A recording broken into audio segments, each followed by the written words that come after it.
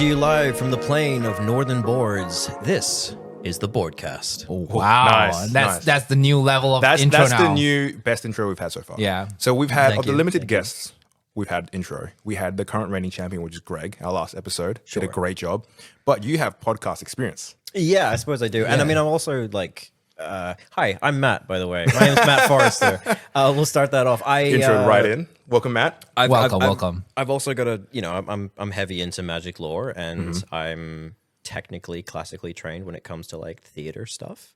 Yeah. So you're, out of the three of us here tonight, you are the most qualified to be on a podcast. I did Yes. originally want to be in like some kind of performance role. So yeah. Perfect. Well, we're missing one Danny tonight. Danny is GG. Yeah, he's missing 4 teeth because of he had his wisdom tooth removed, plus one extra as well. Surgical extraction. Surgical extraction. Let's 4 go. teeth, right? He got mind twisted for 4. Yeah. So he's Yeah. minus 4 teeth. In orc culture, he would be considered very poor. So he's not here tonight. Instead, we have ourselves another regular of the community. Matt, welcome on the podcast. Yeah, hi. Thank you very much for having me. It's great to be here. Awesome. You know, normally William's not the one that can't make it. So how does it feel to be here actually for once, William, instead of always being missing? Well, great. There's going to be more me missing out, I think, in the next, like in December, probably. We'll see. We'll see how we go. But I actually think listening back as a listener instead of being on the podcast was a lot of fun. I know when I was missing on that one episode and I had to do the editing, it felt like, oh man, I'm tuning into the broadcast as a listener instead of, being on here. So I don't know if you listen to us at all, William. I don't listen to myself. So hopefully when Danny listens back on this podcast, he's like, oh, I get the broadcast experience. Well, yeah, right. Like when Danny was talking about pitching this cast way in the past, which I was sort of involved with. I picked out the microphones we're using because I had some experience, I guess. Danny just wanted to pitch it as like a thing that people could listen to if they weren't in their local game store. And it's kind of like talking to your friends at a game store. So Danny quite literally gets to do that for his own store, for his own podcast. Absolutely. Yeah, that's Absolutely. right. And you have some experience in podcasting in the past. So let's talk about that real quickly. So Yeah, I want to know more about your podcast. Like, do a plug right now. Do you used to do it? No, I don't do it. I haven't Okay. done it in many years. So back, oh man, when did I? It was a long time ago. I want to say it was maybe like 2016, 2017, right?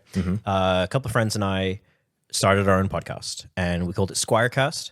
Our specific angle was that, we're going to be talking about magic and stuff, but we liked particularly talking about really bad cards. That was the thing, right? So that is a fun thing to talk about. yeah, so we called it Squirecast because Squire is probably one of the worst creatures in Magic, right? It's 1 and a white for a 1/2.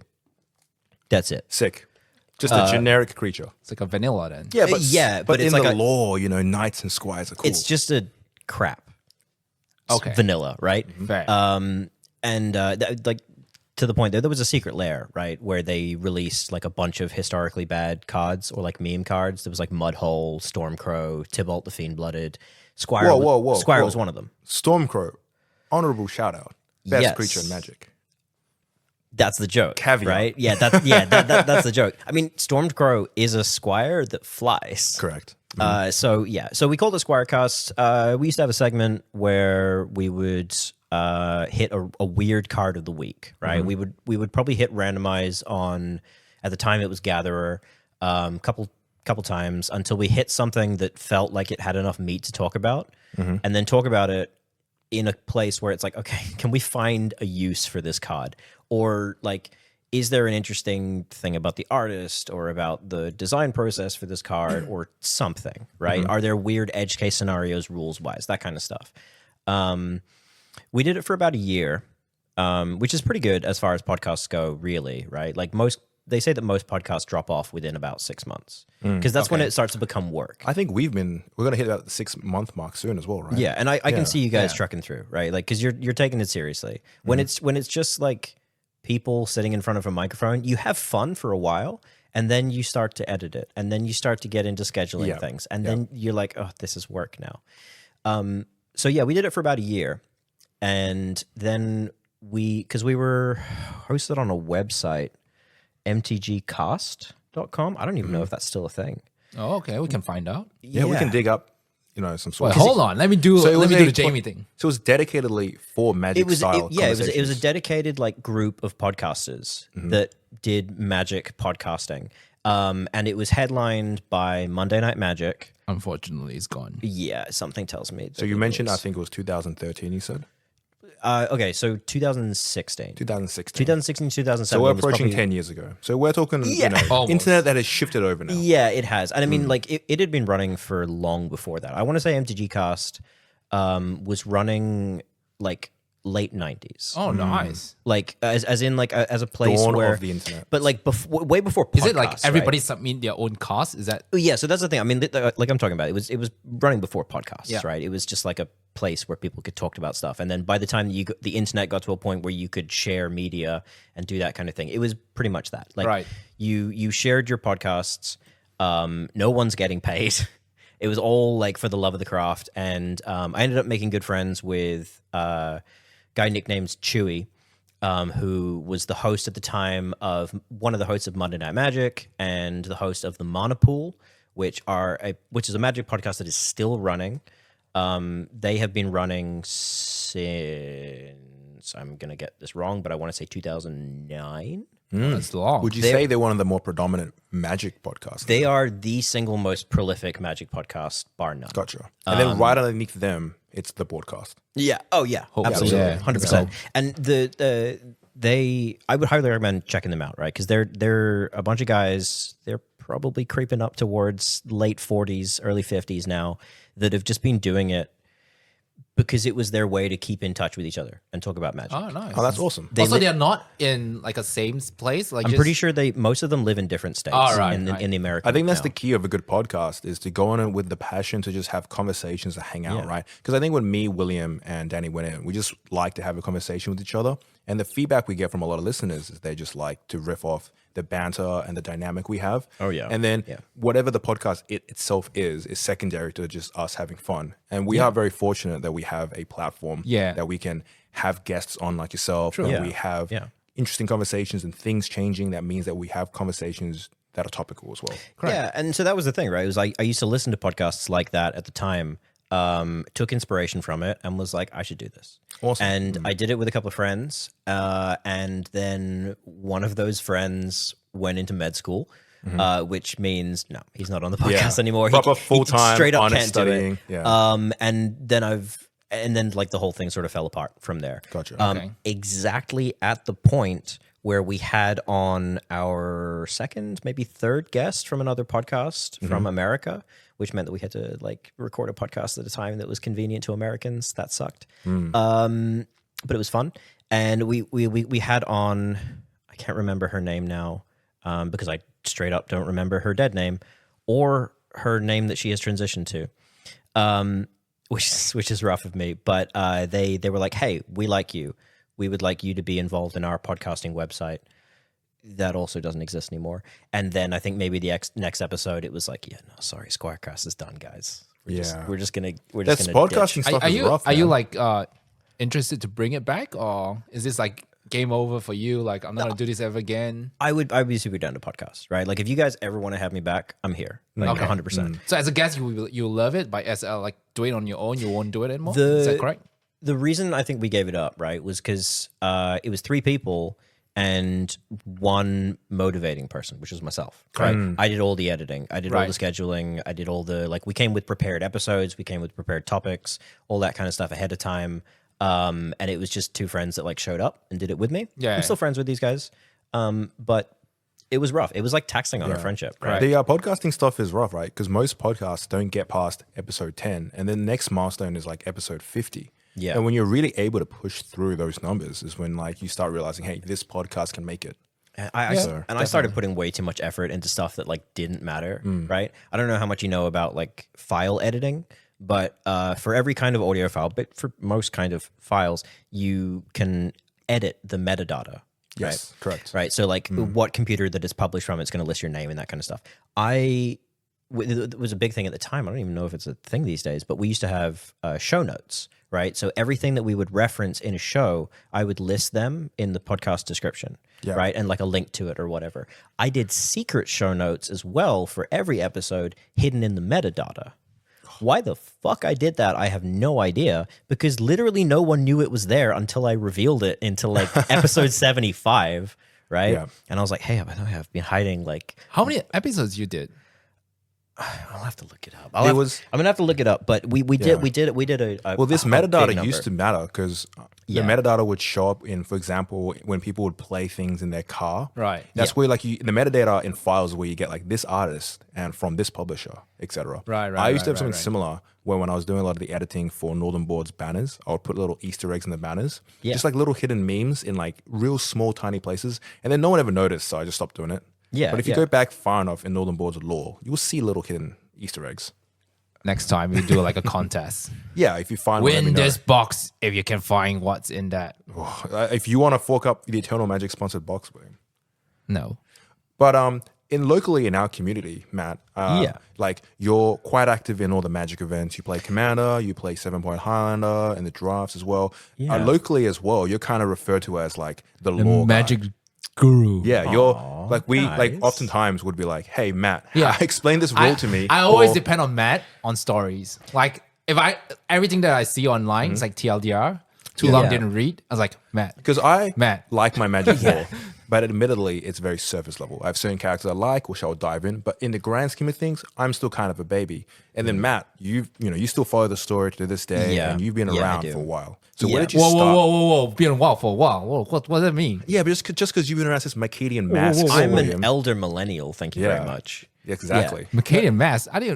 Macadian Mass is like me. When did you midway. start, William? What's that? Exodus. Exodus. When did you start, Matt? I'm curious. I was okay. So I have two times that I started Magic. Right, I was first introduced to Magic with the set at the time was Legions. So what is that? Odyssey block. Yes. What year would you say this was? 19 something? No, not No, 19. it's early 2000s, Okay. right? It's 2000s. like 2002 maybe. Yeah. I was introduced to it through like some older brothers of friends of mine that were playing it, and one thing that's really notable about that block, right? Oh wait, was it Legions? No, I'm gonna do an Legions old man was, here. the- Legions. yeah. Legions was the gimmick of the set was that it was all creatures, right? The entire set. There was Oh, really? not a single instant sorcery, artifact, enchantment in the I entire. didn't know. Oh thing. shit! I didn't know Yeah, that. yeah. That was sorry. I That's said, the Matt Law knowledge. Matt Law, kicking in. right? yeah. Today I learned. Yeah. So, because it was Onslaught and Odyssey. I want to say it was the Odyssey block that I was introduced to when they were actually playing it. Yeah, Onslaught was out, so Legions was out, and then I was introduced to Odyssey. And I remember going back to Odyssey later on because when I was first introduced to it, Onslaught was a Odyssey. I'm gonna get this mixed up. Imagine having two Imagine having two blocks back to back that start with an O, right? It was really fucking annoying. Onslaught, Odyssey, fuck, I'm doing it again, was a super spiky set. All the mechanics in the set required you to be like super value oriented with your play. So that's where they introduced Madness, they introduced Threshold. You'd have a bunch of cards in the set that just wanted you to discard cards for basically no reason, just to enable your Threshold. And I was introduced to that as a wee child, and I went, this There's looks too many boring mechanics. as fuck. Yeah, to right? manage. And then later on, I got reintroduced to Magic with Shadowmoor, which is like 2-3 years later. So that you're already into the Lorwyn block when Yeah. you started. Yeah, and the tail end of the Lorwyn block. Seeing the nice Lorwyn stuff later on when I was actually like bigger into Magic was weird. Well, Lorwyn is an awesome set for storytelling. So It's weird. It's kind of okay. So Lorwyn is kind of 50-50 when it comes to good lore, right? Because there's no overarching plot that surrounds Lorwyn that ties it to anything else. yep. And And I think that's why it's been such a struggle for Wizards of Yeah. the Coast to revisit Lorwyn. yeah. So Lorwyn hit right after Time Spiral, like a huge big story event. It's a wonderful plane. It's got a bunch of interesting characters, but all of those characters just got like short stories. And there was a through line through it. You had like a bad guy with Una, and they introduced Sig and Ashling and all these kind of like fun characters. And then in the same set, they introduced Planeswalkers. right? Yes, the Is that original. the birth of Yeah, Planeswalkers? the original 5 are nicknamed the Lorwyn 5 because Yeah. that's when they introduced Planeswalkers. I believe Oh. Planeswalkers weren't supposed to come out of Lorwyn. Yeah. But they Yeah. unfortunately had to delay it, and instead they released it in Lorwyn. They were meant to show up in Future Sight, but they didn't have them worked out mechanically yet. Yeah. So that's why Tarmogoyf references Planeswalkers, but there are no Planeswalkers in that So set. the OG 5, it was Johnny Jace- Goldmane, Yes. Jace Bellerin, Liliana Vess, Chandra Nalaar, and Garruk Wildspeaker. And those are the actual For card the names. 5 colors Yeah. of Yeah. Magic the Ooh, Gathering. interesting. And I Yeah. still feel like to this day, those 5 still really represent the Oh colors. yeah. Still do. Those cards, like some of them are still really good. Yeah. The Jace is Chandra. like that's No, is baby Jace. The Chandra is horrible. Yeah. The Chandra is terrible. The old Chandra, you mean? The It original was Chandra. just Chandra Nalaar, and I think Yeah. it was like ping the opponent's face for one. It's 5 mana. It has a tick up that deals like 1 damage to your opponent's is Liliana face. the Vest? What is ability? Liliana Vess is 5 mana. She has a tick up that is target opponent discards a card. She has a tick down that is Vampiric Tutor. yeah. What But it's Vampiric Tutor without the life loss. the heck? So, So- that's great. You had that Lorwyn 5 really represent like these planeswalkers and their ability identity have never changed. Jace has always been card draw. Liliana has always been And mill. Yeah, yeah, the exactly. original Jace has both draw and mill on it. Ajani's usually always some kind of life gain. Chandra's always some kind of deal damage. And that's kind of the ID of these planeswalkers. They don't change. yeah. That's where I kind of struggle with One Piece. As much as I love One Piece, but you can have these characters that continuously have different design IDs. Like you have Luffy. Yes. But then there's like a million versions of Luffy. Yeah, but it's based on his abilities though. I guess that's kind of true to a shonen. Like It's any just kind of different shonen colors, series. but it's still within his abilities. Gotcha. Yeah. I guess I'm just not, I'm more ignorant there. So. Yeah. I get what you're saying though, right? Like those 5 kind of set the archetype for what Magic was going to be. And especially what Planeswalkers were going to be, and even for those colors, right? Like the Garruk, they say that they kind of had to split up his abilities because there was only so much design space in green Planeswalkers. So his tick up is untap up to 2 lands. His tick down is to make a 3/3 beast, and his ultimate is literally just to cast Overrun. So then they were like, okay, well, it's a green Planeswalker, so it either cares about lands or it cares about creatures. So like they've got Planeswalkers that care about both. Nissa becomes the lands one. Vivian and Garruk care about creatures. Yeah. And then Garruk has kind of faded out of the picture in terms of Yeah. like being a notable planeswalker. planeswalker. Yeah, he's faded back in, but he's much more of like a veteran, right? Like Jace is in the story, Ajani's in the story, Chandra's in the story, Liliana's in the story. Garruk, it was a big grumpy angry man, and he like in terms of story wise, He had a weird arc. He had a long arc involved with the Liliana. Wait, while you're talking about law and stuff, right? Sure, yeah. So Netflix has already like in the production of making the animated version. Yeah, so right? they canceled the live action And then make the they're animated. announcing that they're going to be doing it animated, which Yeah. always made more sense. they've like What do you think about that? Like, would you think like are they able to tell the story through animation? Yeah, I definitely think so. I like Magic has some really interesting points in the lore and quite a sort of broad spectrum to it that you could either in an animated series do like a bunch of isolated short stories, like if every episode was Like the robots, was it? Love, yeah, Death, like Robots, Love, right? Death, and Robots, Yeah, right? yeah. You could do that, and if they were Especially with the way Magic storytelling is now, set by set feels quite distinct. Yeah. And, because Magic is in the world of Magic, there is an infinite multiverse full of infinite planes, right?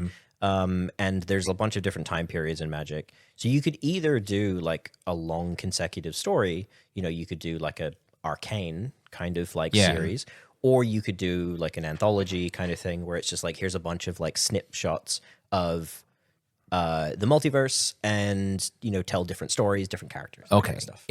If they were to make a long story or a short story or whatever, like which part of Magic would you like them to tell? Ooh, I guess this ties into what would you be your favorite era Yeah. of storytelling in Magic? Because I believe in the Netflix show, they've already teased Chandra. So we know it's going to feature that Lorwyn 5 potentially, or the Gatewatch. When for me, my favorite storytellings of Magic were prior to that. So Yeah. I'm curious to see what favorite era of storytelling you would like. Okay, so I'm going to do two different things here, right? One which is like what I would like, and then one of which I'm kind of going to think of myself as like a Netflix writer Producer, slash yeah. producer, Yeah, right? Yeah, absolutely. yeah. So what I would really like is for them to do I want them to do a story that hasn't been covered yet. Right, I don't want okay. them to do an Okay. established story. Right. That's what I would much prefer. I want them to take a character that we've been introduced to, and then show us the rest of their arc. For example, do you guys know about Davriel at all? Right. Yeah, Mono Black Planeswalker. Okay. Yeah. Featured like sparsely. Like he Yeah. seems somewhat sometimes. Well, see, that's the thing, right? So, the War of the Spark book that got written, right, was kind of a shit show. That was like the big emblematic book for that story time for Magic. Correct. At the same time, they had an author that, and I'm probably going to get some of the details of this wrong. They had an author that was like, I want to write a book for Magic. I'll do it for free. They had him on staff at Hasbro. He was a writer for D&D.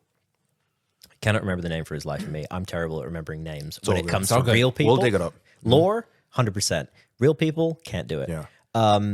John Smith wrote this book. John Smith. Yes, exactly. John Doe. So he wrote a novella for Magic for free, like pro bono, with the provision that they would never sell it. They would provide it exclusively for free. And he invented this character of Davriel.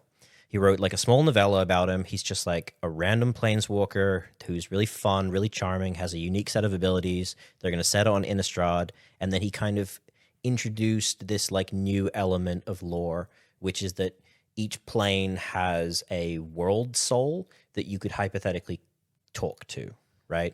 Each plane is like pseudo alive Ooh. because he encounters a girl in the story who has the soul of Innistrad in her. Not a good soul to talk to. Yeah, Innistrad's been through a lot. It's it's been rough. Innistrad. Yeah, and so that's the thing. Davriel is a really, really fun character, and he would be a fantastic example of someone that I would want to see. I would love like the idea of a more like suave character going Yeah. around, meeting new characters and stuff. That would be very cool, actually. I Yeah, agree, because he's his whole thing is that he is an extremely talented lawyer, in that he makes contracts and agreements and deals with demons and devils that mean that the terms of the contract will always put that demon and devil into kind of his employ for the benefit of both parties. So it'll be like, I would like to get crazy power from you. You get my soul when I die. But if I ever die for any other reason, written as in like, like a tiny little thing into the thing, then the entire contract is moot. So now that demon just lives with him and has to keep him alive. Right? He got the demon in their own game. Yeah. That classic storytelling of like how you get tempted into contracts with devils. Exactly. That's his entire thing, is that he writes contracts that always conveniently leave him in a good position. Yeah. And now it's Better Call Saul Magic Edition. Exactly. Oh, right? Let's go. Saul. Send it. All right, all right. Netflix. You know, you make a Laugh really as you're astute listening to point, this. Do it. Matt. You But make you a can't really- sell it though. Yeah, it's very licensed. Extremely That's licensed. why the guy who made the thing. I have a new character. Send this potentially new world. But anyway, Well, see, there can't sell it. is a fun little wrinkle that shows just kind of how money grubby Hasbro is to that story, where they then did sell the book. They just did, like, they took it down off their like free thing, and you now have to buy it. it is as very an ebook. And he went, "What the fuck? What are you talking about?" And then Hasbro's like, yeah, what? Sue me? They were like, "Yeah, we're just exactly. It is What are you our- going to sue Like, Hasbro? Let's go. It is ironic that he wrote this character about contracts and like working around deals, and then Hasbro was like, "Gotcha." All right. What is the producer version? The producer version is something that I would like to see, but this one makes a lot more sense. And this is you go for a fan favorite story, which for people that know their Magic lore and for people that have read it, they arguably say it is the most consistently good arc in Magic's history, which is the Ixalan story, the original Ixalan story. Because, right, so here's what you do. You take one of your main planeswalkers, Jace Beleren, you give him amnesia. You wipe his mind. This happens at the start of the story. He finds himself waking up on a desert island, on the plane of Ixalan. He has no idea who he is. He has no idea that he's a planeswalker. You then have him get introduced to Vraska, who is like an old enemy of his, but right now she's working as a pirate captain in the employ of Bolas. And they meet each other, and they have a sort of a weird relationship where Jace is meeting Vraska for the first time. Vraska is meeting Jace, having met him many times, and they previously hated each other, and then they fall in love. Yeah.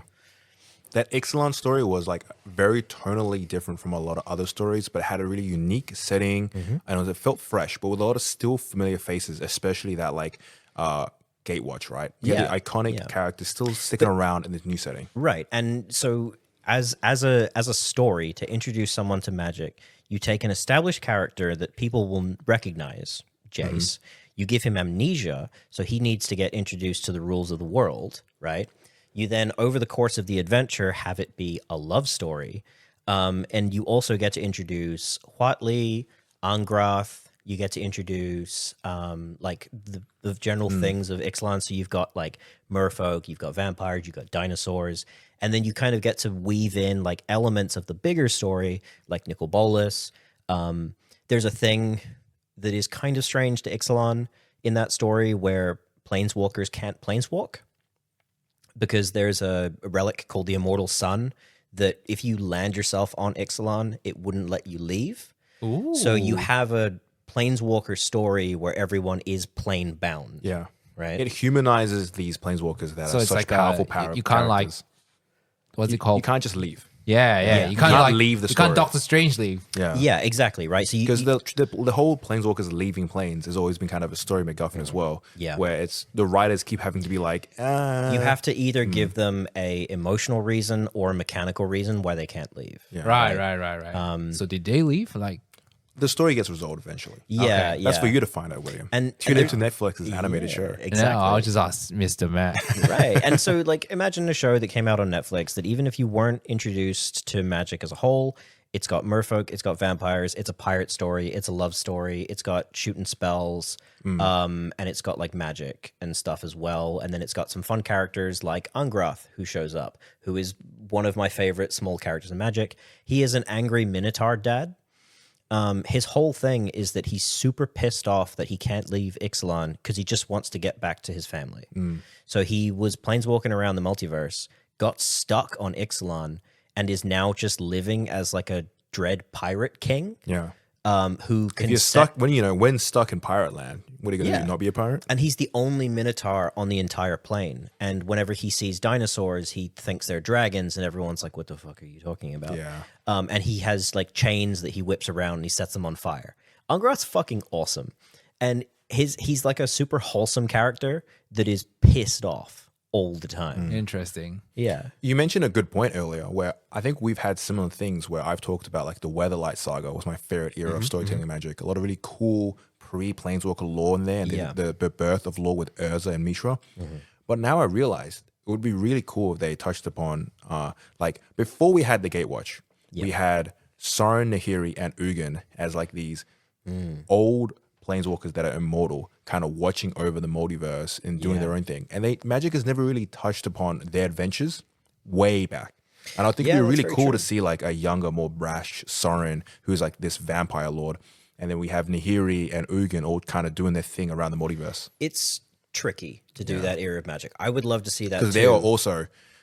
they're god They level were basically characters. god level power. Yeah. So I see Yeah, but why if they you do like wouldn't. Sora and stuff, and then you'd be like, what's it called? That like Castlevania now. I'm just like Kind of a little bit, he's a fan favorite character of mine, and we Yeah. never really touched upon that lore too So much. like, I think like Magic has to be like, if you introduce Magic as an animation, right? You have to like not touch like too much of a vampire, not too much of I a dragon. think it needs to be grounded, which I like. Which is Yes. why I like Matt's story, which is like these characters have been taken back down to the ground and they're relearning themselves, they're redeveloping. And Ixalan especially is just a blending of a ton of different elements, right? So yeah, it's not set on Innistrad, so it gives off Castlevania vibes. It's not set on like the Outlaw Junction plane Hold on. where it's just a Western or whatever. Is Chandra in Ixalan?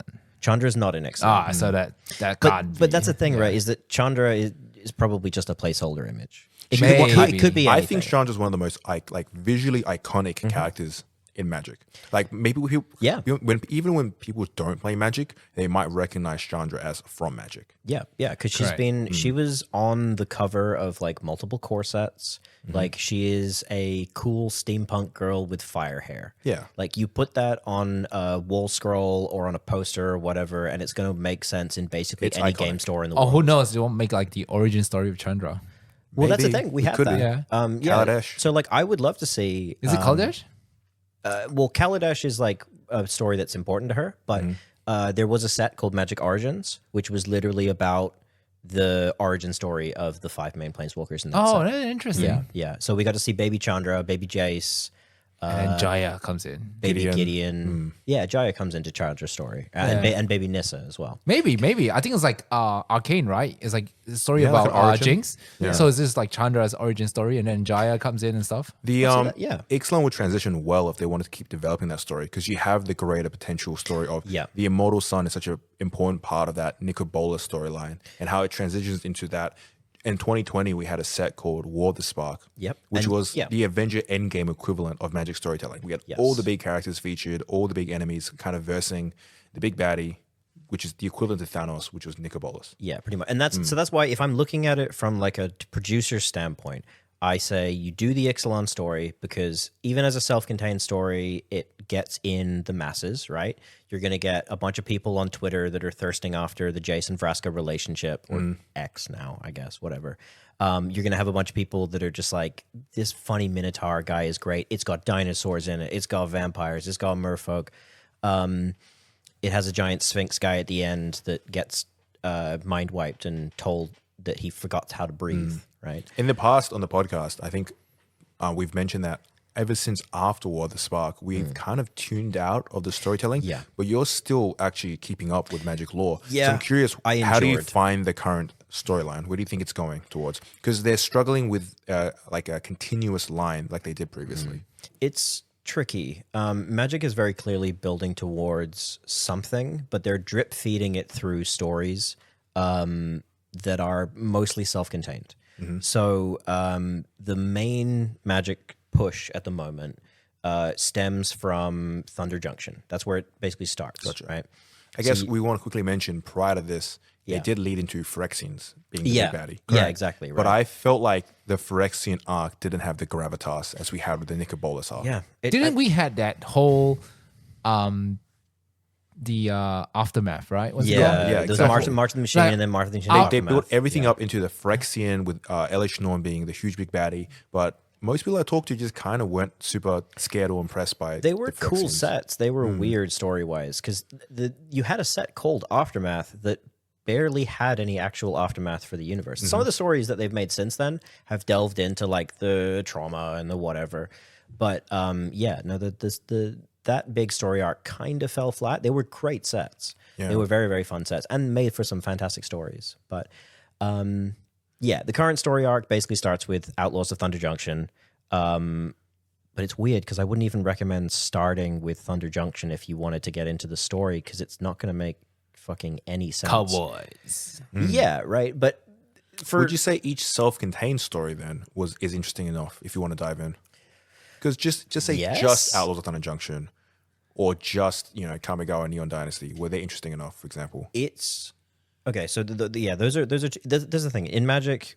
Current story wise, it is super different set to set on whether it is a good story or not, and also whether it's easy to recommend. Bloomburrow has been an astronomically popular set. Would you say Bloomburrow itself, the story is interesting enough to go in? Bloomburrow's set is fantastic. You can read Bloomburrow as a self-contained set.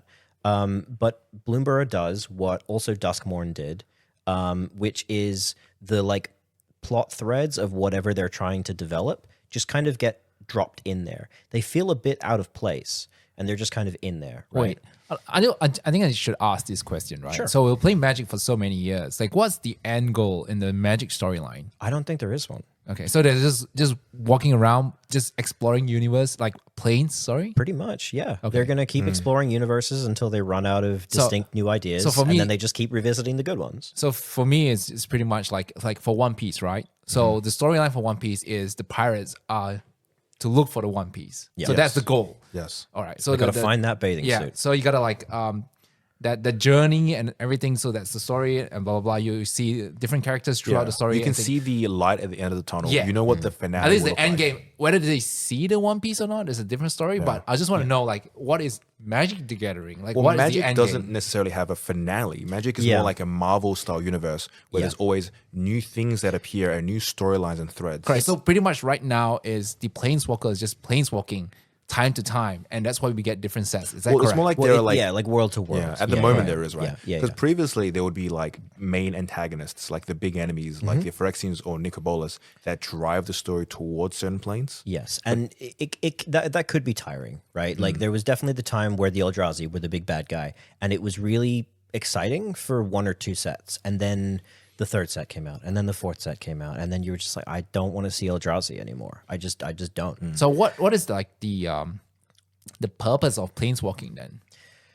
It's kind of Besides exploring. that's kind okay, yeah. So from like a narrative point of view, Correct. it's basically to explore. Okay. It makes them into in a world where you have wizards, you have even cooler wizards, right? Right. So everybody can cast Fireball, but can you walk between dimensions? Right. That's kind of the thing. And because of the way that planeswalking kind of gets doled out, which is like totally random and just at the whims of the multiverse, it gets given to totally random people, which hypothetically have really interesting perspectives on the multiverse. Right. So would you say that if they were to be able to planeswalk, the abilities get stronger or things like Yeah, that? typically. Yeah, I mean, like, because they end up being more of like a worldly person. All right. They don't, strictly speaking, get like a power boost. Okay. But they kind of do, because they all of a sudden get to, like, you know, say you got Chandra, right? She's got pyromancy. You get to learn what pyromancy is like in every other plane of the multiverse. Right. So it's like different level of skills, like how Yeah, you like yeah. like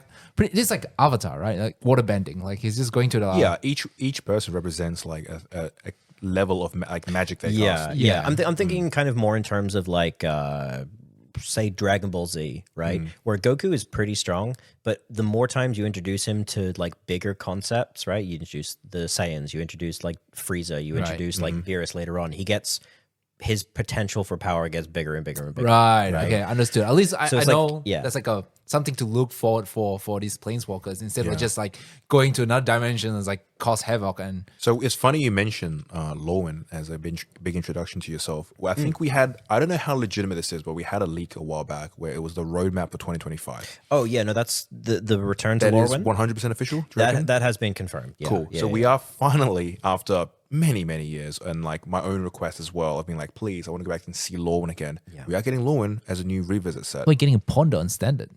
Oh, I don't know if they would do that, but I'm very I don't know, excited man. to see. 2024 power creep is real. Yes, true. Maybe Ponder is totally fine as that right now. That would And then you have all the fairies come back, right? Brainstorm wouldn't be all right. Wait, but hold on. Ponder's all right. Is Lorwyn fairies? Lorwyn Yes. is fair. Okay, so yeah, all the fairies come So back. if you don't know too much about Lorwyn is an interesting set where there's a whole day-night mechanic where you will have a short burst of daytime and then like daylight, right? And the sunlight will last for years, I believe, right? Hypothetically, yeah. And then It's- everything's it's- happy-go-lucky and the plane is great. And then night will set and then it'll be a long night. Yeah, Where yeah. everything gets dark. The creatures have to kind of fight to survive. Well, The they- fairies they- become mischievous. the and- whole world changes. Correct. Right. So Lorwyn as a setting is kind of unique.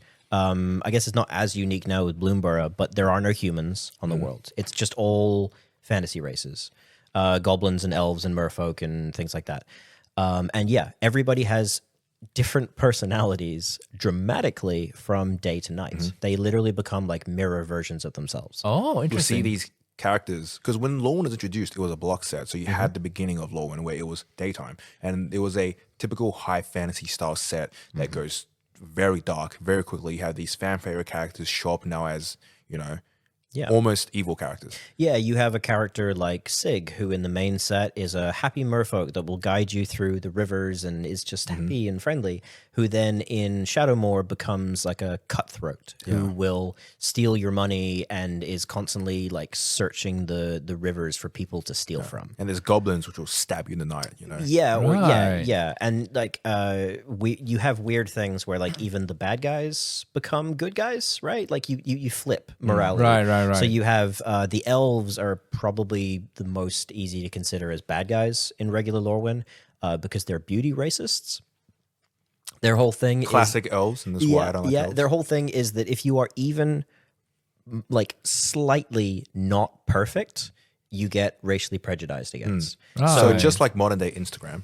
Okay. Yeah, but like Filter. Just put some filter on, bro. like imagine if you were a pretty like Equipment. well-respected person in society, you then tripped and broke your nose, and all of a sudden you're now treated like an outcast. What if you have a Colossus hammer equipped? In real life? No, in the law. Is that innuendo, William? Is Colossus hammer equipped in innuendo? I don't know. Are you talking about something else, William? No. That's what I was picking up on. And Yeah. when you say specifically, I have a Colossus hammer equipped, I'm like, Equipped. Did you buy this? It's like Is Interesting. this not something you were born with? But I'm curious to see because Lorwyn as a set for me has always felt like kind of a block set.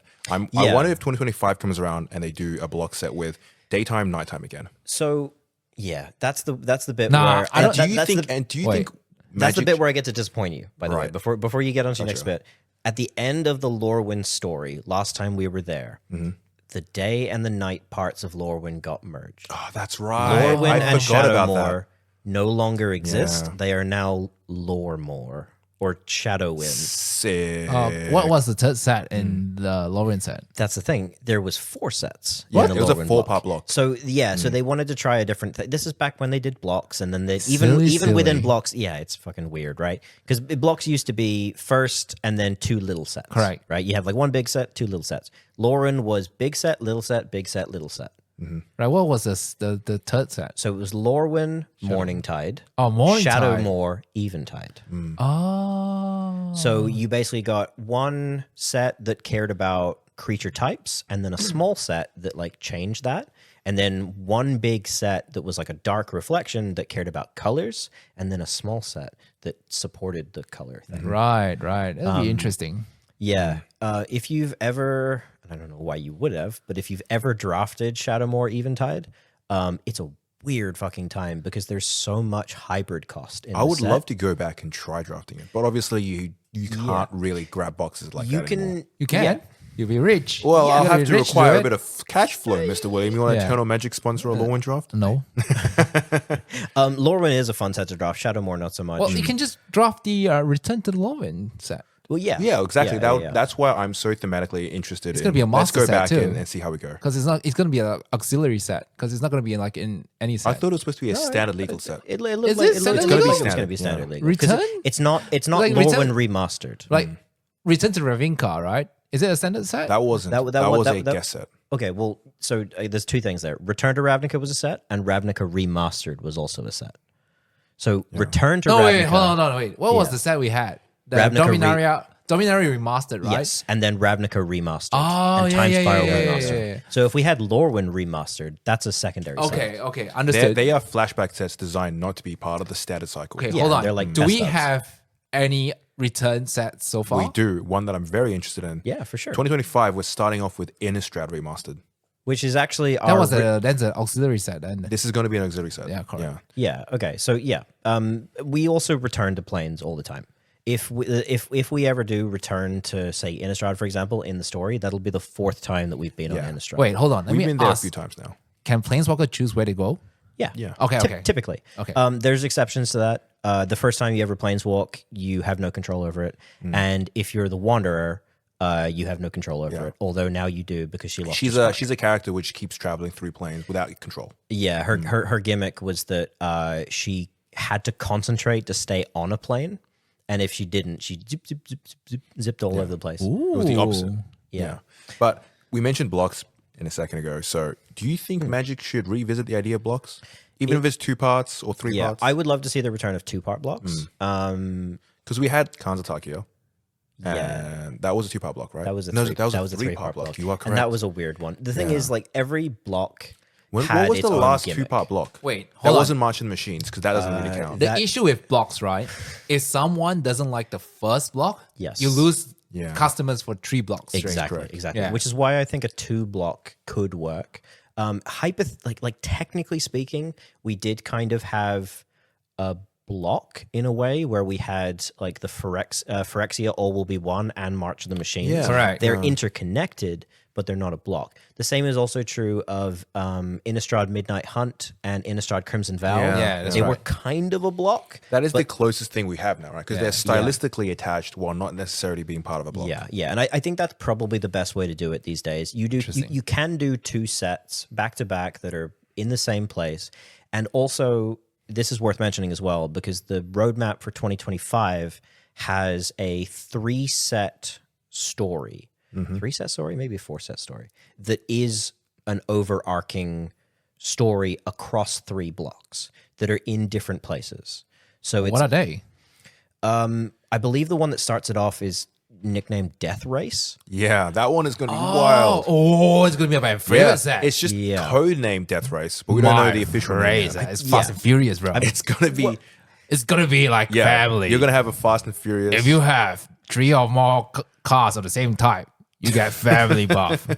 My card has La Familia. in my head, I'm It also allows me to drink a Corona at instant speed. Equip Corona. Yeah, I played Nos for 3 mana. Yeah. I'm in my head. I'm actually imagining it more like potentially like a Mad Max style set. Yeah, and I think that's probably what they're going for. Oh, no, you can probably family. also incorporate maybe a bit of like I don't know, speed racing. I don't know. Was wacky Fast and races. Furious Death Race to you? That phrase is a movie itself. I know. Yes, yeah, it is. which is based on an old movie Yeah. as well. Yeah, so Frankenstein. that is probably going to be like the main story that they're working towards, which has something to do with Jason, Vraska, and Loot. That's like the little plot threads that they're dropping through. Yeah, Because in Outlaws of Thunder Junction, right at the end, you have the vault get cracked open, and the ultimate treasure is some fluffy little orange guy. Turns out this fluffy little orange guy has a real-time map inside his head that shows you where every plane in the multiverse is, how to get there, and also what all the omen paths are, like all the little paths between planes that exist now.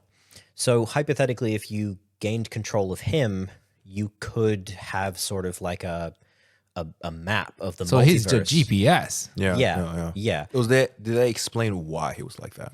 No, He just is. he just is. So he's like just a dropped garment. He's just the ultimate nerd. here. yeah, garment. and that's the thing. All that time locked in the vault, he had time to study the multiverse. See, yeah, that's the While weird- you were training, I was studying the multiverse. I think he was like in like a cryogenic sleep or something like that as well. Because the whole thing ancient is one. that he's from a race of people that have been like teased. And actually, now that I think about it, there was sprinkles of this lore that was dropped into the Explorers of Ixalan set as well. It's a thing. They're the Femoris, right? Which are a concept from Irish mythology. They're giants, basically. We have had some Femoris in Magic. We've had literally 2. One of which showed up in Time Spiral, in Planar Chaos. It was like one of the cards. They And did Time the- Spiral was the set for them to be like, let's just try this weird thing. I think it might have actually been Future Sight. Now that I think about it, because it was a vanilla card where the gimmick was it was a vanilla card that had full art. And it was like, oh, it has no rules text, so we can do it full art.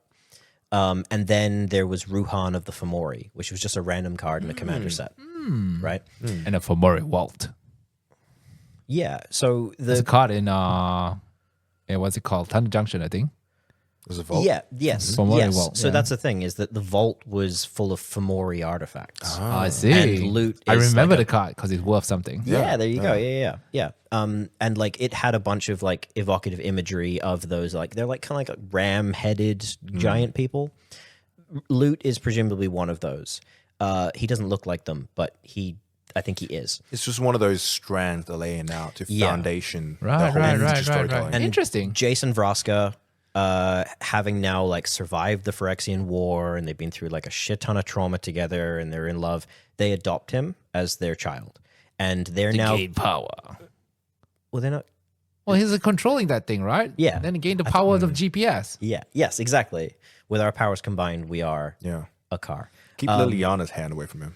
Yeah, pretty much. And so now I think they're like searching. It is intentionally vague, so I can't say for certain, but I'm pretty sure they're searching the multiverse for somewhere to settle down and or some kind of crazy power for some purpose. Interesting. So But every story needs kind of an antagonist, right? So right now they're kind of building towards the potential enemy.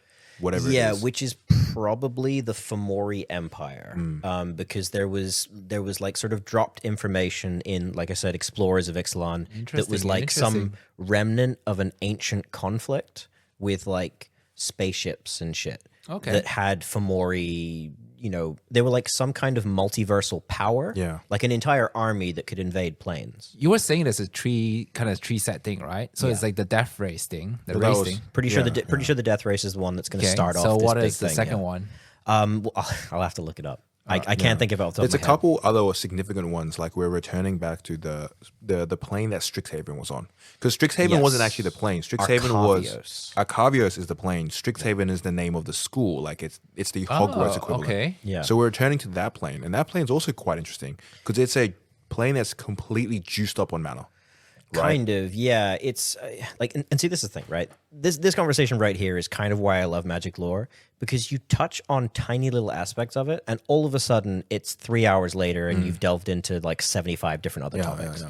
It's super, You have that one friend that's like, you guys don't understand. Nicobolus was the good guy all along. Yeah, I and- swear. and we try and avoid that person for sure.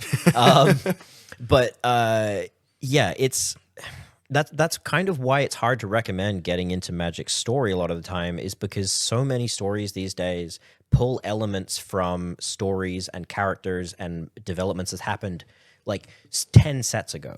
Yeah. Right. So in Well, it feels like Marvel in a way. Very much so. It really does. It very really is does. inspired by comic book storytelling. Yeah. Yes, and the comic book storytelling in particular, not like the movie storytelling, where they're actually like trying to get ahead of the fact. Although maybe like the current series and movies and stuff like that do feel a bit, wait, who the fuck is this character? I don't remember. Right. Yeah. If anyone's watching Agatha all along, there was a reveal lately that if you haven't seen WandaVision, and then if you haven't seen Doctor Strange's multiverse and all that kind of stuff, it just doesn't make any sense. That was a lot of recent Marvel for me, as having been tuned out Right, of Marvel, right. Yeah. jumping back in, watching Wait, Deadpool. so what else do we have this year for 2024? We have the Foundation, which is not really a set, and then what we have? That's it. We're at Foundations, and then we're on to next year. Oh, really? Yeah, Darkspawn is the last proper set for 2024. Oh, interesting. And then I we're didn't know starting, that. and then we're starting 2025. I can't remember what the standard legal set we're starting off with, but we are going to be getting nice and early Innistrad remastered, which I'm very excited for. Yeah. Innistrad is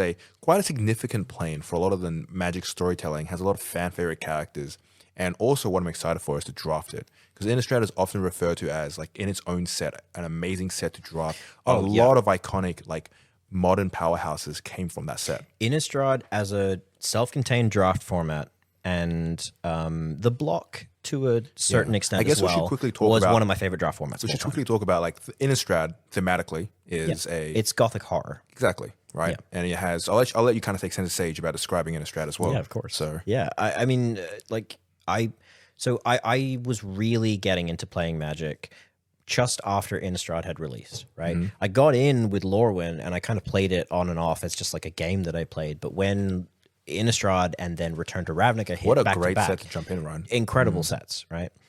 So Innistrad is gothic horror that just like really touched the nerve with the Magic player base, where it was like, yo, it's got like vampires and werewolves and ghouls and Fan favorite characters, great art, had that grimness that you didn't speaking get of- in Magic in a while. speaking of Garruk Wildspeaker, he was technically there. Yeah, exactly. One of my favorite planeswalkers is Sown, and he's predominant in that set. With us revisiting Innistrad, the chance to draft it is very tempting to me. Would you prefer if they kept true and they kind of kept it as one-to-one as possible, or would you like them to kind of change it up a little bit? Because I think are there parts that you wish they would change? Yeah, I think what they're going to do, regardless of what I want, right, is they're going to mash up all of the different times we've been to Innistrad into one set, which is what happened with Ravnica Remastered. That's what happened with Time Spiral Remastered, right? Like Ravnica Remastered was a sort of best of hits of all of the different Ravnica blocks, and technically even included some cards that were set on Ravnica but not from those sets.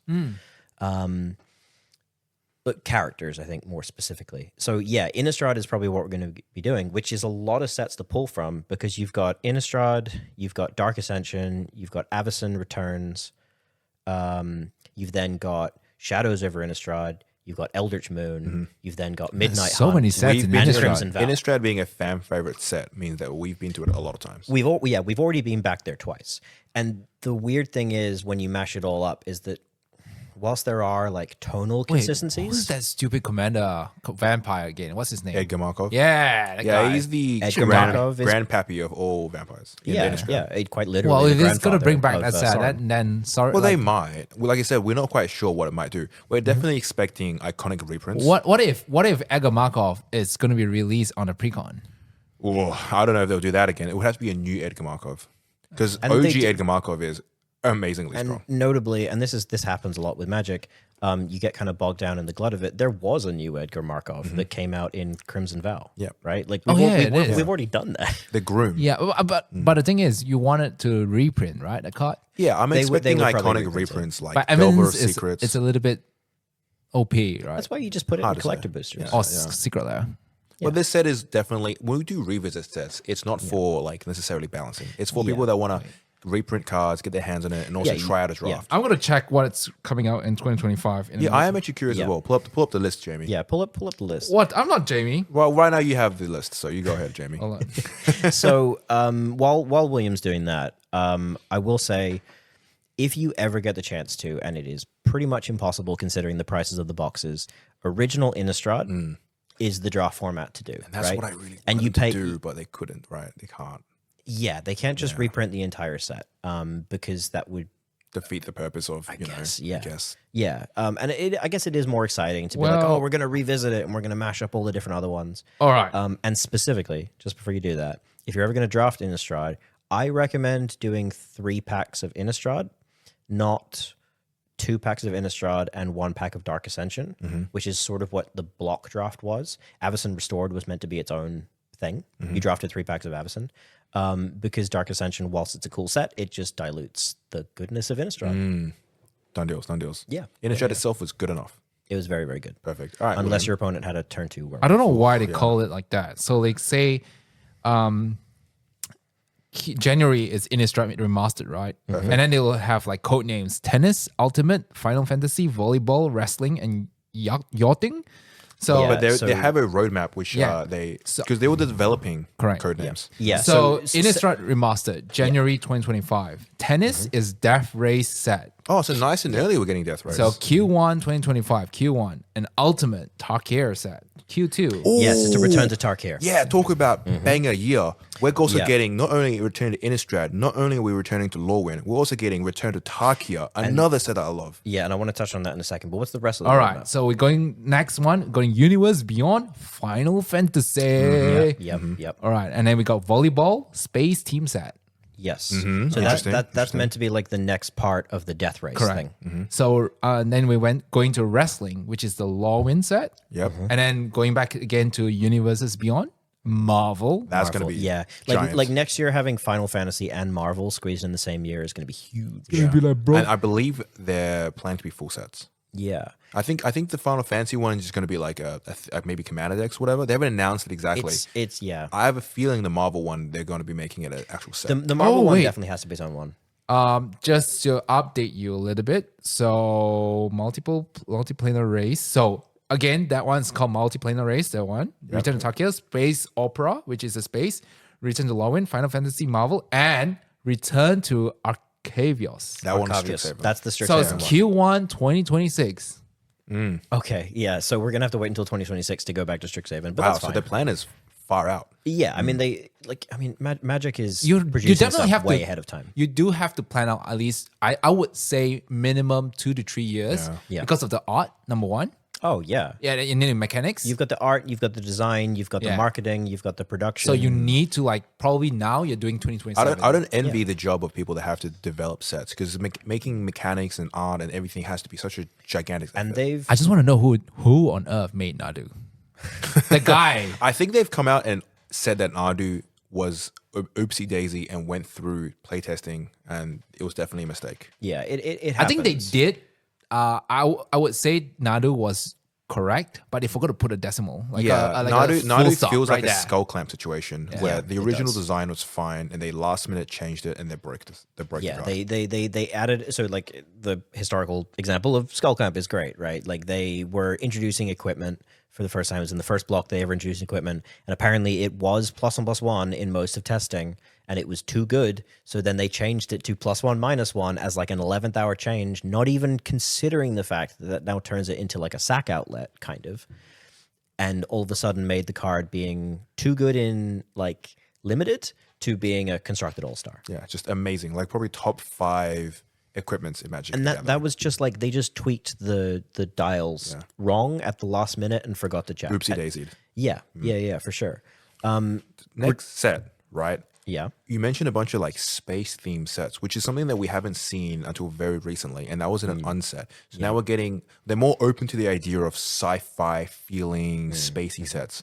I think in the last few years we've had Magic the Gathering went from being very grounded in a fantasy realm to now they're exploring different things. We had New Capenna, which is an urban modern sprawl style set, Neon Dynasty, which is sci-fi future, like cyberpunky, and now we have space themed sets coming in. I feel like after Warhammer 40K came out, under Universes Beyond, people are more accepting to like sci-fi kind of feel, because they've made a lot of strides outside of what Magic used to be, and some of them have gone super badly, and a lot of them have landed, right? So you had your Stranger Things and your Walking Dead that came out, and everyone went, "That doesn't feel right." It was a bit of a shrug. That feels weird. TV tie-ins are a bit.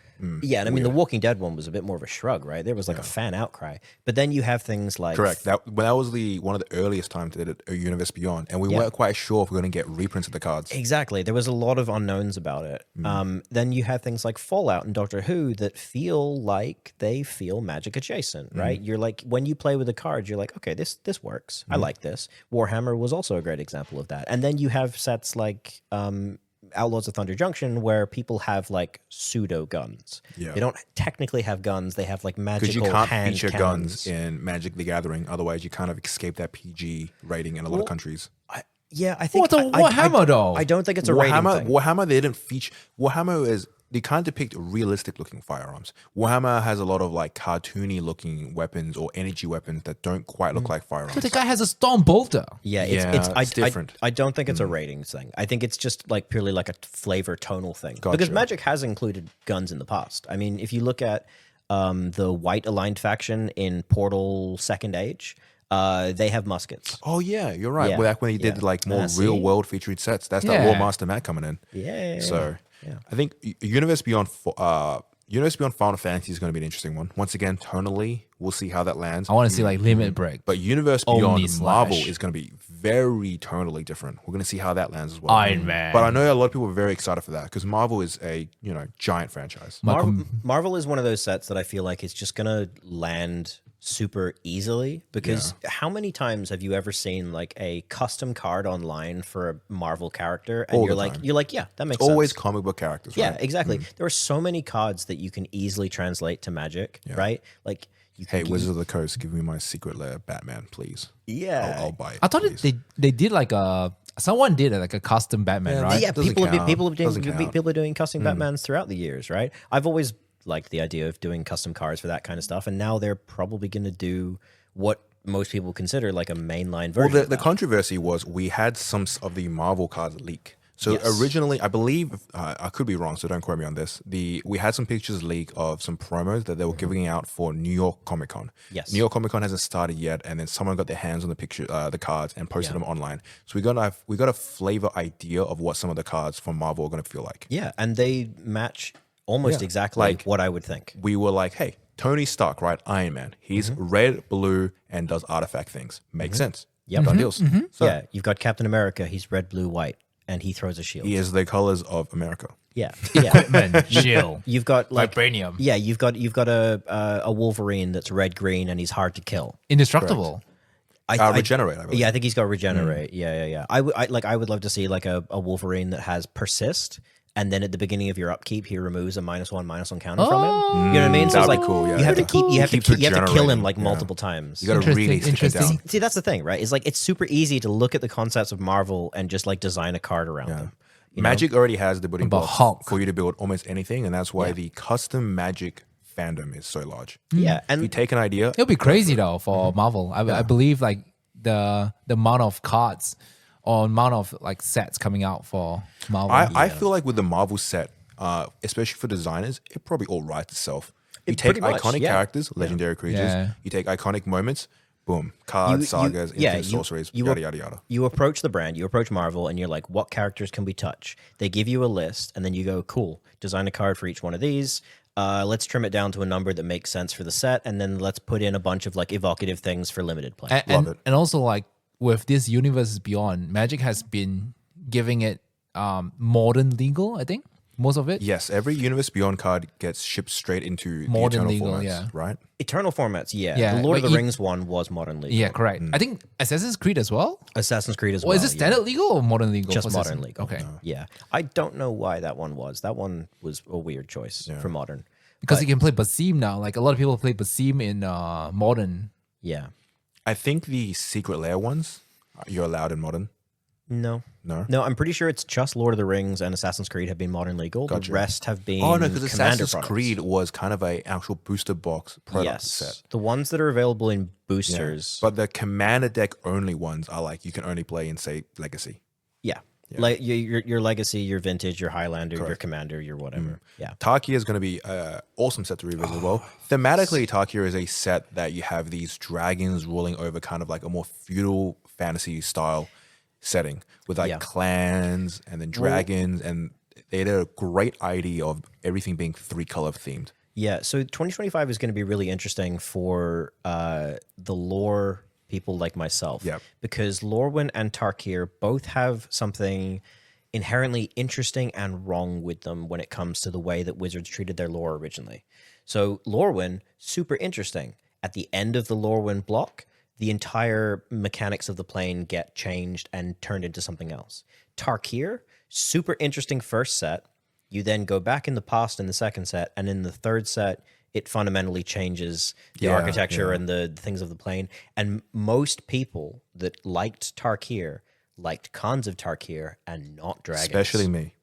So that's most without people. spoiling what happens in like Khans of Tarkir. Yeah, spoiling a set from 2014. Long story short, we have Literally like 10 years ago. a time travel thing that undoes a lot of the things that kind of, in my opinion, made Tarkir interesting. Because Tarkir was a plane when you first visited, it was clans of humans, in this kind of very feudal warring state where they have stories of how they used to be ruled by dragons. And now they kind of like tame the dragons to their own measures. And then we have one planeswalker by the name of Sarkin. And he was like, I love my dragons so much. Oh no, where are my dragons? And he was goes a dragon back in time. scaly. Yeah, and he basically goes back in time and changes the timeline, and then dragons are back in Tarkir. So what Wizards did that shot themselves in the foot so fucking hard was they accidentally made a setting that players immediately fell in love with so hard, then immediately changed it.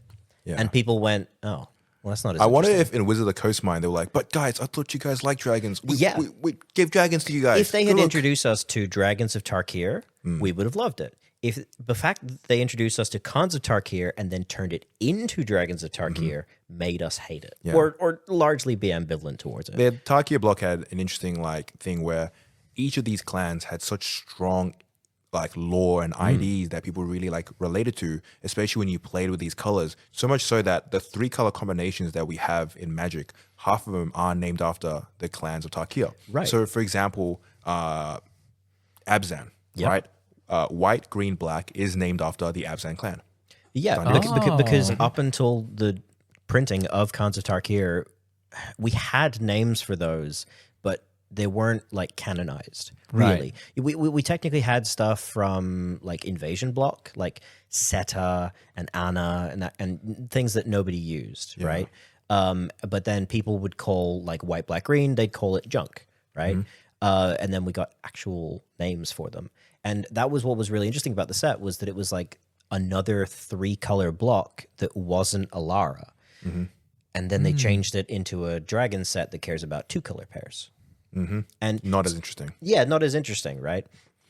So it's going to be really interesting as sort of a metatextual thing to go back to that set. How do you make people that liked Khans of Tarkir but not dragons come back to the set when you have to return canonically to the bit where the dragons are?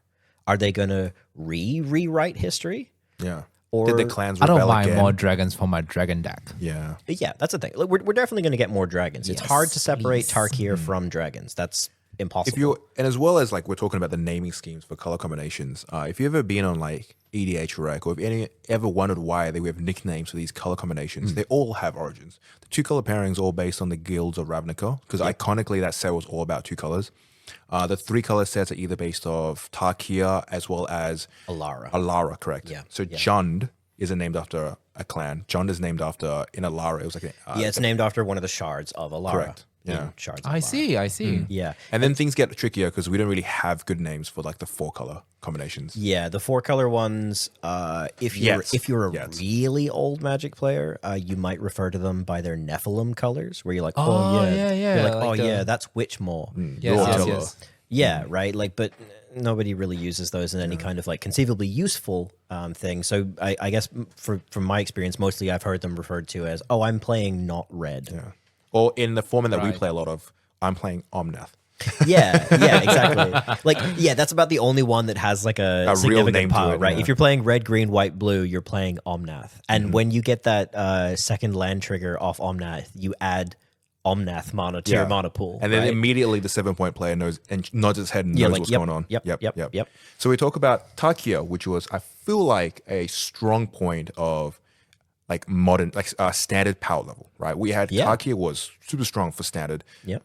Talking about iconic like play styles of Magic. Do you have a favorite format of yours? Standard, modern, draft, 7-point. What do you think right now is your favorite way to play? Commander, for example. It probably has to be 7-point Highlander. Nice. Like, I have been playing Magic at this point for so fucking long, and I have tried my hand in every competitive format under the sun, save Vintage.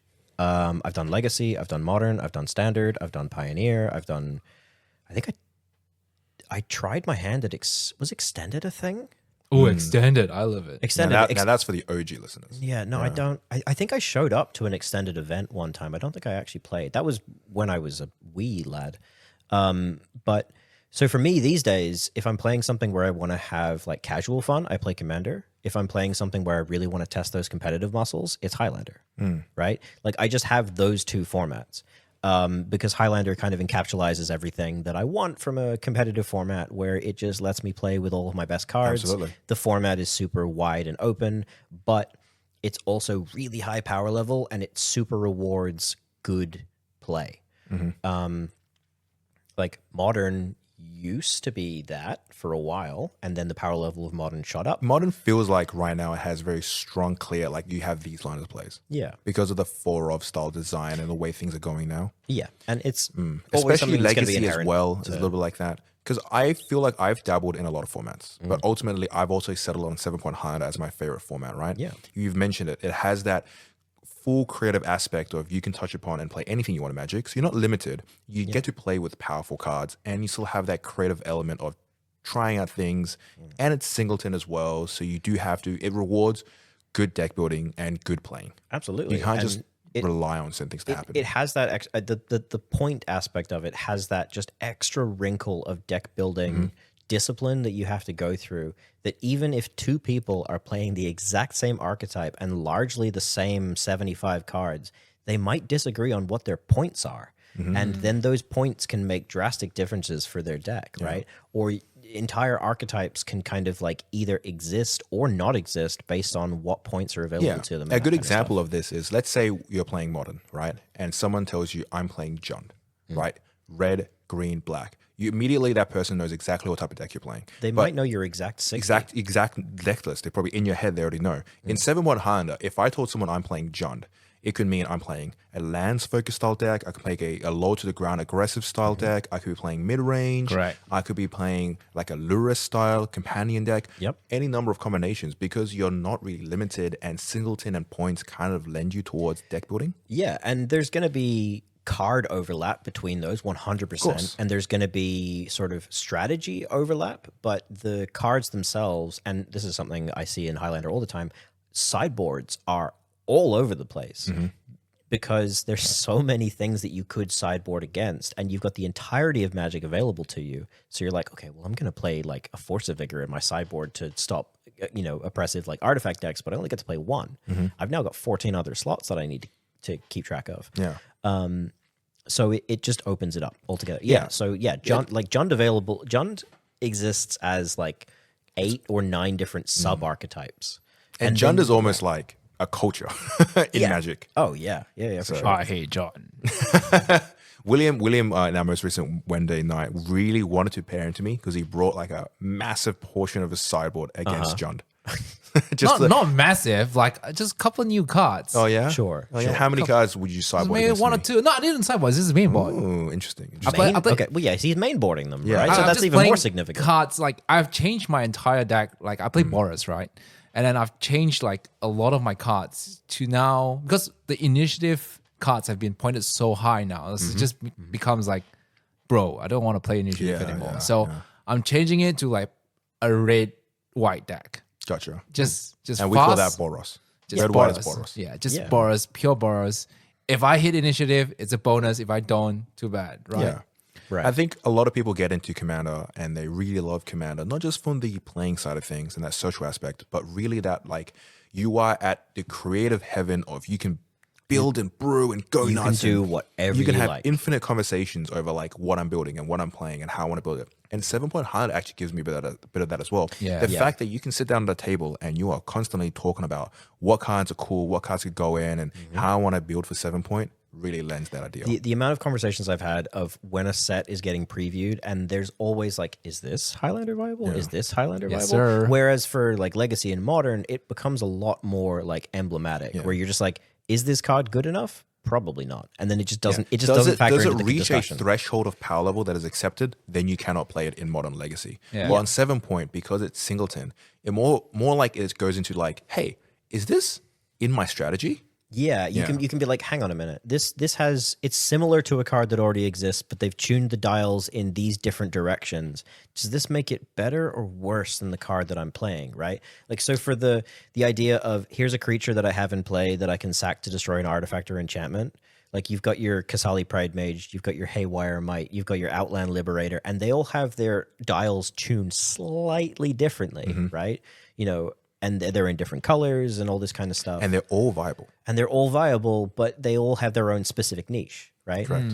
It's like, oh, I'm playing Urza Saga in my deck. That means I can have much more of a lean towards Haywire Might, and it's also better against the One Ring, but then I could go into Outland Liberator, and it's much more of like a cheaper aggressive creature. It's also a green creature, so I can get it off Green Sun Zenith. You just get like into these like endless, you know, discussions. At the moment, especially as I've been diving back into playing more 7-Point Highlander, it really feels like we're in a strong, like almost like a 7-Point Highlander renaissance, where off the back of Modern Horizons 3, introducing a lot of new things to try, and recent sets as well, we're reaching this turning point where I feel like 7-Point Highlander is in a really healthy format, a lot of fun brewing, new faces in the community have kind of just given big life. We have like a Wednesday, like a trial competitive night, right? Before you go into like full competitive, you go to the trial competitive where you can test new cards in your deck. Yeah, Wednesday nights have kind of been like come down and play decks, and then we have a monthly event where it's like, hey, big boy pants on, let's go. Yeah, and I think the change that you've made most recently to the rules where you've allowed for 10 proxies has made a significant impact in the sort of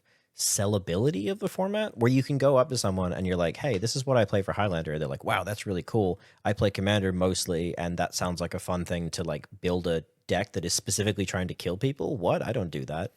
And then you go, hey, you can play whatever cards you want, and 10 of them you don't have to pay for. 1/6 of your deck can just be go to Office Works. Pretty much like the most expensive ones, 10 cards, And that takes right? actually probably 90% of the potential cost of your deck out. Yeah, pretty a much. huge Your amount. duels, your powers. Even when it was 5 cards, right? Like if you were just proxying your dual land and a One Ring and a Bowmasters, right? Like that was already covering a huge percentage of the cost. But with 10 proxies, that not only covers a huge amount of the cost, but also some of the just like really hard to find cards. True. I'm still trying to track down another Orcish Lumberjack after I fucking sold mine to Michael Purser. Yeah. I That's think the I have eternal one. struggle of every probably Magic do. player. You probably do. I think I put it up. You Did I? sell your cards and suddenly like, oh no. Because I was playing lands that time, right? And I had that lumberjack for Oh, I love Oh, that's when Eternal went. That's when Eternal Magic now is like, I got the hookup for you. Yeah. And but that's the thing is I keep falling back on buying it because I'm just like, I'm not gonna spend money. It's a on pet card card. you Right. have the reissue in the list. Yes. Yeah. I'm really skeptical. Well, I guess I'm kind of adverse to getting one with that tiny little planeswalker Yeah, symbol something in the it bottom. bugs me as well now. I'm Just not like, it's not perfect. I'm not against the list, Dual decks. but something about that tiny tick in the corner now just like offsets the shape of the card that I'm not a fan of now. I am almost tempted if I was to get like a list version of the card that I would just take a permanent marker to the white symbol. Do you know what I mean? Like if I know Just I'm not to going to hide be, if I'm not going to be selling it, if I'm definitely going to be playing with it, I'm just like, look, I'm just gonna like. It's not expensive. I think you can just mark it like for $1. Why not, right? Yeah, exactly. Yeah. So yeah, Highlander is my I'd call it as my format of choice for sure. Done deal. I love Highlander, to be honest. Yeah. It gives me like the ability to play my Burris in full potential. And you know what? This episode has been a ton of fun. Like we've kind of touched upon like this is a dedicatedly like love for Magic the MTG. Gathering. Hell yeah. If you're not an MTG fan, this is a great like introduction to the lore. It's not just the gameplay. Like we didn't talk much about the gameplay. We talk a lot about the lore today, right? Yeah. Yeah. And like Stories. Matt's been around for a long time, and I know Whoa, you just whoa, have whoa, a whoa. ton of things you want to talk about in Magic the Gathering in general. I Like, have been you around can- for a long time. You can say that. I'm and happy. It's been awesome to have you on the podcast as well. Yeah, man. So if you're listening in the podcast as well, like, and you've tuned in and you enjoyed this episode, let Matt know. He is a guest on this episode as well. 100%. And So we're picking it away at his brain, asking all these questions. I have like taken a long time to establish myself as a person in the community that is approachable, right? I'm not currently a judge, but if ever I'm in a room and someone says judge and a judge doesn't immediately stand up and take it, I'm over like receiving that call, right? Or they're looking towards me, or I'm in a game and someone will lean across and be like, Matt, what happens here? Or like, who the fuck is this character? And I do it all the time these days where I'm just like sitting in the game store before the event starts off and someone asks me a question and all of a sudden we're just trapped in like an hour conversation where I'm going off on my, ADHD hyperfocus and people are invested. And I love that. Awesome. Yeah. I think as well if you like this Magic the Gathering content as well, I think stay tuned as well because we have big plans we want to get some box openings of sets as well Let's coming go. in. Yeah. A lot more like kind of themed episodes if you like these as well. Just let us know in the comment section if you've been liking these guests, these more themed episodes. Otherwise, we're just going to be doing more podcast content. Also, William loves his, what was it called again, William? Platinum tier. Just Do you know about Platinum tier, William? I don't know what the fuck, I don't know what the fuck that is. So we have a Patreon, Matt. Sure, all right? yeah. We have a Patreon Yeah. where people can sign up and they get benefits such as like being able to talk to us directly Yeah, on our yeah. chat room. And it's actually quite a lot of fun. I'm most active there nowadays. And then William has the most illustrious, the highest peak Platinum of tier. Patreon membership available. It If you is. sign up to the tier, we'll bring you out for one day of fun. But it also Pure. costs how much, William? I don't know, it's like $150 or something. Yeah, bro. What the? Whoa. Hey, you get to go to like VR for free. Yeah, $150 a month, and then William will figure something out for you. So VR. So what you're saying is you're offering the ability to pay to be your friend? No, we'll bring you out. Have some fun. Yeah. So they hire you out as a friend escort. Frankly, I think one more No, tier no. ahead, and we just do OnlyFans. Yeah, pretty much, eh? Yeah. I was going to say, I was like, okay. So like, what you're saying is I We can charge. we don't bring out your whole day. We just bring out to like one outing, right? Like we have a lot of outing set. Like we have the Yeah, we go on a go-kart. date, a restaurant. We have like the maybe take me back to the the hotel VR. room. Yeah. See how things go. The roast duck, So we bring you out one We of can these. get real intimate. One of these. Now that I phrase it like that, where it's like hiring someone as a friend escort, $150 sounds pretty low. Yeah, ball. it's pretty low ball for escort. I think service, you might be right? underselling yourself, dude. No man, no one is signing up though. So.